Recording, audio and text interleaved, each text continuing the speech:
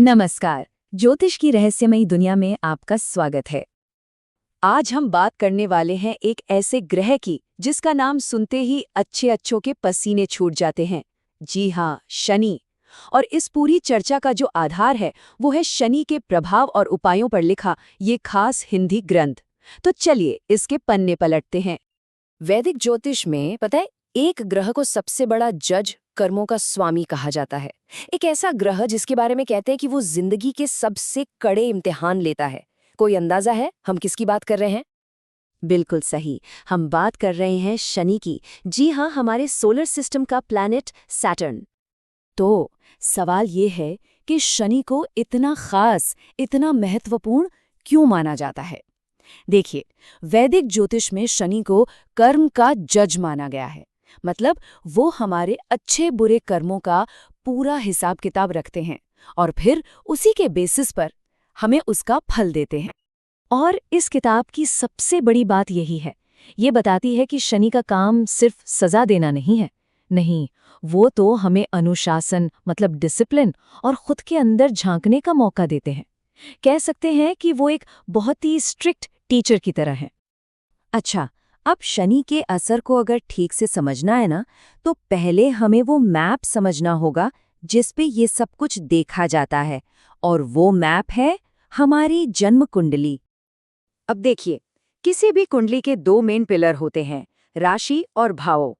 राशि समझ लीजिए हमारी पर्सनैलिटी का फ्लेवर है, जो हमारे जन्म के वक्त सितारों की पोजीशन से तय होता है। और भाव भाव हमारी जिंदगी का कैनवस है, जिसमें 12 अलग-अलग हिस्से हैं। हर हिस्सा जिंदगी के एक एरिया को दिखाता है, जैसे करियर, फैमिली, हेल्थ। तो ये जो 12 भाव है ना, ये एक व्हील की तरह होते हैं। पहला भाव यानी आप खुद, यहां से शुरुआत होती है। दूसरा भाव पैसों से जुड़ा है, तो 10वां भाव हमारे काम मतलब करियर को दिखाता है। और शनि कुंडली में इन 12 भावों में से जहां भी बैठे होते हैं, बस जिंदगी के उसी एरिया पर उनका सबसे गहरा असर महसूस होता है। चलिए अब उस टॉपिक पर आते हैं जिसके नाम से ही लोग घबरा जाते हैं और जिसके लिए शनि सबसे ज्यादा जाने जाते हैं। जी हाँ, हम बात कर रहे हैं 7.5 की। 7.5 साल, सोचिए, ये बहुत लंबा टाइम है। और ज्योतिष में माना जाता है कि ये 7.5 साल किसी की भी जिंदगी का सबसे अहम और सबसे ज्यादा बदलने वाला दौर हो सकता है। तो ये 7.5 ही है क्या भला? देखिए, ये 7.5 साल का एक एस्ट्रोलॉजिकल साइकिल है। ये तब शुरू होता है जब शनि आपके जन्म कुंडली में जो मून साइन है, यानी जहां चंद्रमा है, उससे एक घर पहले आ जाते हैं। फिर 2.5 साल वो चंद्रमा के साथ वाले घर में रहते हैं और फिर 2.5 साल चंद्रमा से अगले घर में। तो 2.5, 2.5 और 2.5 हो गए ना पूरे 7.5 साल। और इस पूरे 7.5 साल के सफर को ना 3 फेज में बांटा गया है। पहला 2.5 साल का फेज, जब शनि चंद्रमा से ठीक पिछले घर में होते हैं, तब मेंटल और फाइनेंशियल स्ट्रेस आ सकता है। फिर आता है पीक, बीच के 2.5 साल। ये सबसे मुश्किल माने जाते हैं, जब शनि सीधे आपके मून साइन के ऊपर होते हैं। इसका असर हेल्थ और पर्सनल लाइफ पर सबसे ज्यादा पड़ता है। और फिर आखिरी 2.5 साल में, जब शनि अगले घर में चले जाते हैं, तब जाके चीजें धीरे धीरे पटरी पर आने लगती हैं। तो मतलब साफ है, ये सिर्फ मुश्किलों का दौर नहीं है, बल्कि खुद को समझने और ग्रो करने का एक बहुत जरूरी फेज है। अच्छा, एक बात और, सिर्फ 7.5 ही नहीं, आपकी जन्म कुंडली में शनि परमानेंटली कहाँ बैठे हैं ये भी बहुत मैटर करता है। मतलब वो 12 में से किस भाव में है, इससे उनका असर पूरी तरह बदल जाता है। चलिए एक एग्जाम्पल से समझते हैं। मान लीजिए शनि पहले भाव में है। पहले भाव को तनु भाव भी कहते हैं, और ये भाव आप खुद हैं, आपकी पर्सनैलिटी, आपका शरीर।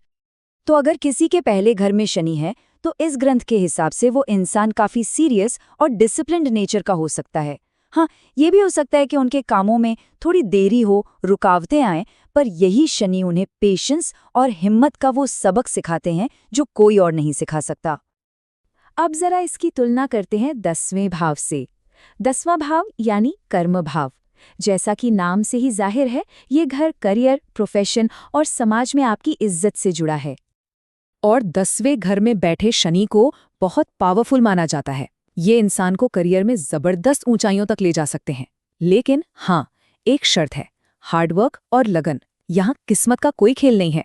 सफलता सिर्फ और सिर्फ अनुशासन और लगातार मेहनत से मिलती है। शनि यहाँ एक मजबूत वर्क एथिक तैयार करवाते हैं। तो अब ये सब सुनकर सवाल ये उठता है कि क्या शनि के इस मुश्किल असर को बैलेंस करने का कोई तरीका है? जी हाँ, बिल्कुल है। ये ग्रंथ हमें कुछ उपाय भी बताता है जिनसे शनि के नेगेटिव इम्पैक्ट को कम किया जा सकता है। ये उपाय ज्यादातर 3 चीजों पर फोकस्ड हैं: भक्ति, दान और अनुशासन।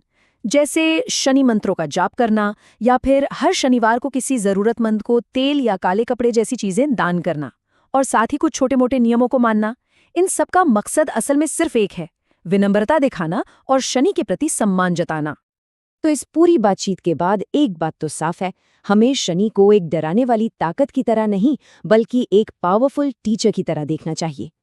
और सच कहूं तो यही इस ग्रंथ का सबसे बड़ा मैसेज है कि शनि जो मुश्किलें और चैलेंज देते हैं वो सजा नहीं है, बल्कि वो तो हमें अंदर से साफ करने और स्पिरिचुअली मजबूत बनाने का एक तरीका है।